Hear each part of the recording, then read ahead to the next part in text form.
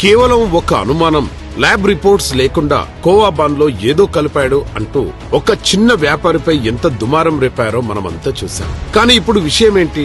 ఏకంగా తిరుమల తిరుపతి దేవస్థానంలో తయారయ్యే పవిత్ర లడ్డూ ప్రసాదం విషయంలో సంచలన ఆరోపణలు బయటకు వస్తున్నాయి. కెమికల్స్ తో తయారైన పదార్థాన్ని నెయ్యిగా నమ్మించి అది కల్తీ కాదు, నకిలీ అని ఆరోపణలు. అదే పదార్థంతో కోట్లాది లడ్డూలు తయారయ్యాయని చెబుతున్న దర్యాప్తు వర్గాలు ఎన్డీడీబీ, ఎన్డీఆర్ఐ ల్యాబ్ రిపోర్ట్స్ ఉన్నాయని చెబుతున్నారు.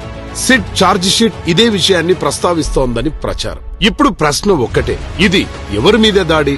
ఒక వ్యక్తిపై అనుమానం వచ్చినప్పుడు గట్టిగా మాట్లాడిన వాళ్లు ప్రతి హిందువు పవిత్రంగా భావించే తిరుమల లడ్డు విషయంలో ఎందుకు మౌనం వహిస్తున్నారు?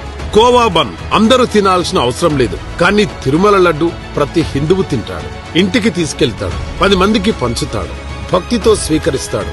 అయితే నిజంగా హిందువుల మనోభావాల మీద దాడి ఏది? ఎదుర్కోవాల్సిన విషయం ఏది? అసలు విషయాలు వదిలి కొసరు విషయాలపై రాజకీయాలు ఎందుకు? సత్యం ఏదైనా దర్యాప్తు పూర్తిగా బయటపడాలి, నిజం ప్రజలకు తెలియాలి. మనమందరం కలుద్దాం, మన విశ్వాసాన్ని కాపాడుకుందాం, నిజం కోసం ప్రశ్నిద్దాం.